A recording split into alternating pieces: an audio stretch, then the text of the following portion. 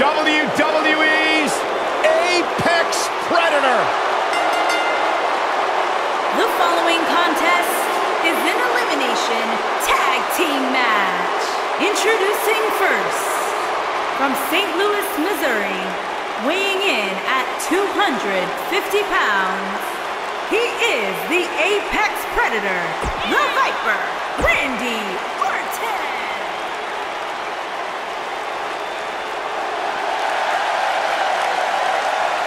The Hall of Famer is here!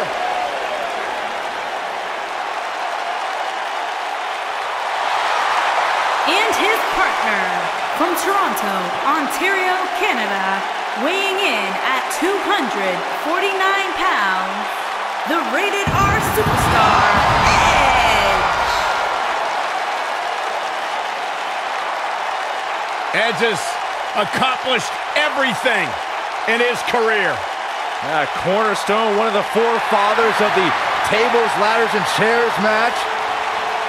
Not to mention, Byron, the important fact that he totally reeks of awesomeness. And along with Christian, the creator of the 5-second pose. The ultimate opportunist.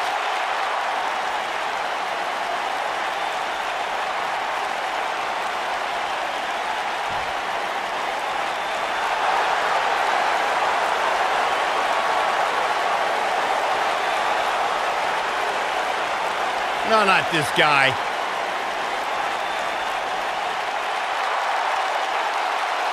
And their opponents. First, from Cameron, North Carolina, weighing in All he does at is talk nonsense. 236 pounds. It's not nonsense when you're woken, Michael Cole. I'm awake. What's this? Well, I think it's about to be a highlight reel. And now we have a brawl on our hands. Oh, yeah. They didn't need the match to start to make a point. Ooh, what impact.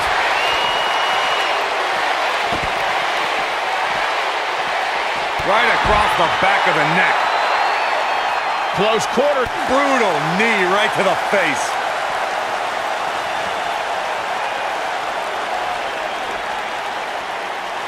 Harsh impact.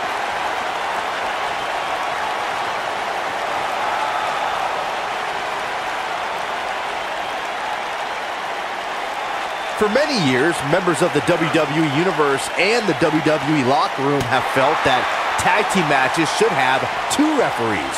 One referee is in the ring overseeing the action, and the other is located out on the floor, making sure teams follow the rules and do not engage in potentially damaging behavior. I think it's a good idea, something perhaps Mr. McMahon might want to consider. Byron, earlier you raised a point that people have been talking about for years, and that's a second referee being appointed to tag team matches. I remember WWE Hall of Famer and former WWE President Gorilla Monsoon used to express his strong advocacy for two referees being appointed to tag team matches. It's something that's been talked about for decades, Michael, and I don't think it's ever going to happen. We've seen it on occasion, but I think it's best to let the superstars be responsible for themselves. And the appointed official for the match needs to do the job they're paid to do. I don't think it's that much to ask. You better stay right where he is. For a few years, Randy Orton brought his career to even greater heights by aligning with the Authority as their personally appointed face of the WWE.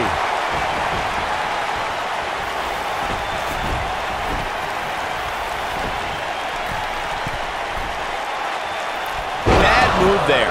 I don't know what made him think that was a good idea. Up and down. Michael mentioned Randy Orton as the face of the WWE. Given his long history aligning with Triple H, it made perfect sense for the game to give the Viper preferential treatment, main events, and a lengthy world title reign. Gentlemen, it was so much more than their history that made Randy Orton the face of WWE. Randy Orton has the look, style, and the attitude of a champion, and that is why Triple H made him the centerpiece of the Authority for so long. In order to be a premier tag team, a superstar and their teammate must have that continuity where they're a well-oiled machine inside the ring. I'm talking about classic techniques like cutting the ring in half, isolating your opponent, relegating them to your corner, and making frequent tags so that the fresh man is always in the ring. That's how you keep your opponents off balance. Wicked clothesline. Corey, a few moments ago, you took us through what it takes for a tag team to be successful. Continuity between tag team partners is crucial, but a team is able to keep one opponent in the ring body part. And that's when things really start to take shape if you're on the tag team that's in control of the match. When you look at the tag teams who dominated this business, all of them worked well together as a unit and were able to keep an opponent in the ring long enough to make that adversary the focal point of their assault. Most of the truly great tag teams in sports entertainment created a double team finishing maneuver. The spike pile driver from Anderson and Blanchard, the heart attack from the Hart Foundation, the rocker dropper from the Rockers, or the Doomsday device from the Road Warriors. A team needs to have a tag team finisher and be able to execute that finisher on all types of opponents. Boom, what impact! Knocked him right off his feet. Yeah, no kidding. Corey, a few moments ago, you mentioned some of the great tag team. Jeff Hardy's not going to finish this. Ooh! There is no coming back. The cover. And he doesn't stay down for long. He isn't going to go away that easy. Randy Orton, no problem in getting out of that one. Jeff Hardy was able to get out of the way there. So agile. Rough landing. What is keeping Randy Orton in this match? Barely hanging in there. He needs to find a way to create some space or else this thing's over. Randy Orton is slipping, but he still might have an RKO in his back pocket. He's too quick for him there. Oh, flying forearm. That'll turn your lights out.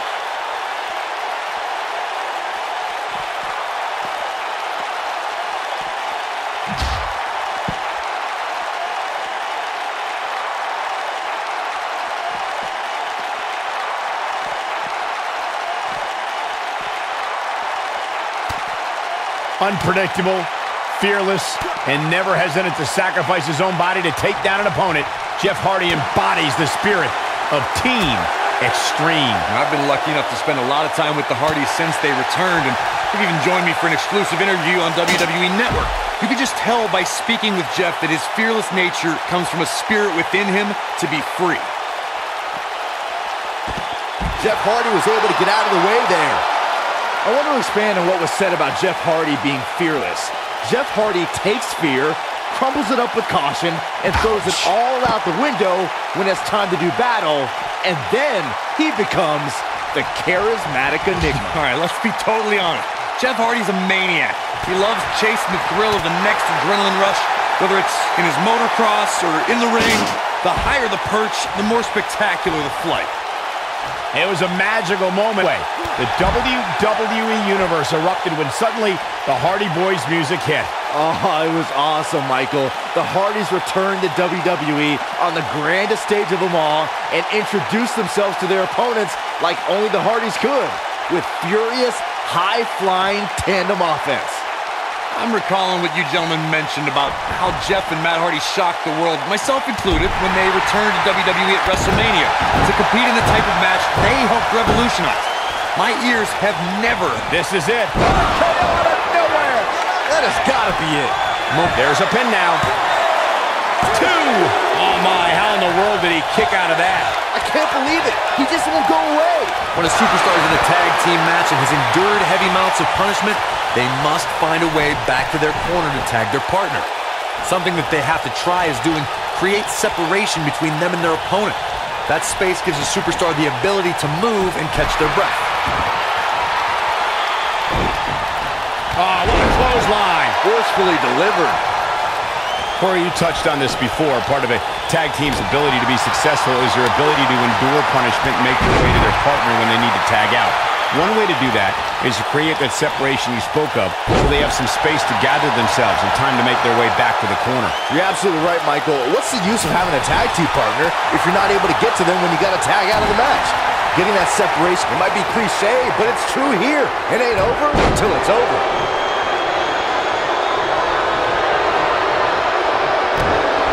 During the rivalry between the Hardy Boys and Cesaro and Sheamus over the Raw Tag Team Championship, the teams became very familiar with one another. In June of 2017, the teams met in a 2 out of 3 falls bout on Monday Night Raw. The most important fall in a 2 out of 3 falls contest is the first fall. If a team can win the first fall, that sets the tone for the rest of the match, and your opponents are playing catch-up.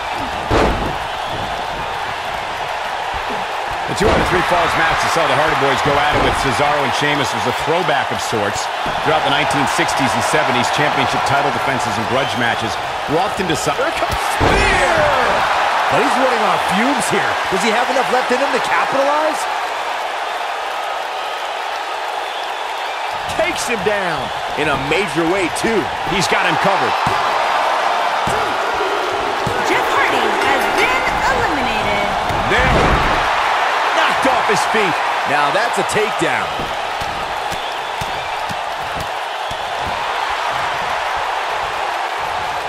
The rivalry set at the Hardy compound. Michael, I know you were not a believer in Woken Matt Hardy, and have since been called out by his infant son Maxwell and faithful servant Senior Benjamin, but you have to admit that the Lake of Reincarnation had a positive effect on Bray Wyatt.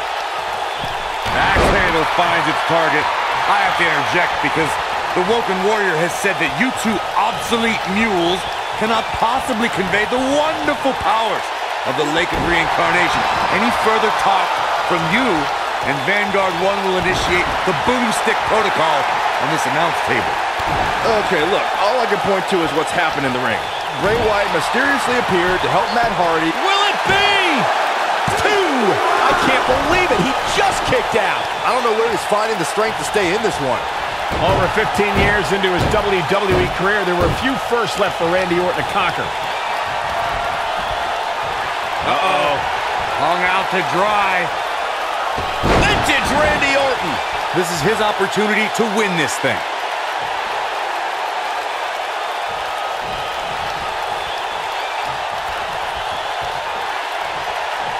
Michael mentioned Randy Orton's United States title win, and true to Orton form, it came out of nowhere. After a quickly intensifying rivalry, the Viper beat the Glorious One at Fastlane for the one title he had yet to claim. In the process, Orton became only the 10th person in WWE history to become a Grand Slam champion, which requires you hold the tag titles, the United States title, Intercontinental title, and a WWE championship. Another apex for the Apex Predator. So quick reversal there by Randy Orton. There have been times in sports entertainment when unlikely duos have formed, and over time they develop and bond and become an outstanding... And Edge setting him up. The Impaler DDT.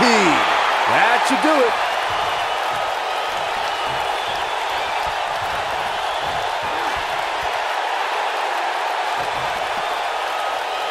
We've seen some great tag team action over the years here in WWE, and I can attest that this is no different. I don't think anyone thought Cesaro and Sheamus would develop into a premier tag team.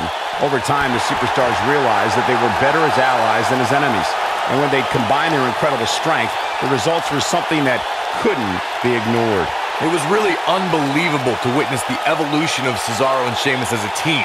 We saw them improve every week and conquer a variety of opponents. To see the Swiss Cyborg and Celtic Warrior go from unwilling partners to...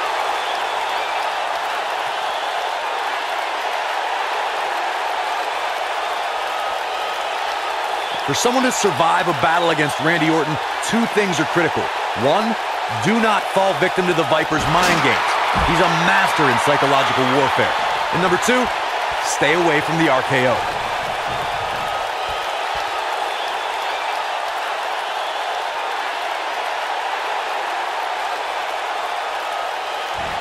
Another great tag team match here tonight. I don't think the tag team scene has ever been hotter here in WWE. The Apex Predator is so dangerous in so many ways that what you said earlier, Corey, is more than accurate. Randy Orton can slither his way into an opponent's mind and then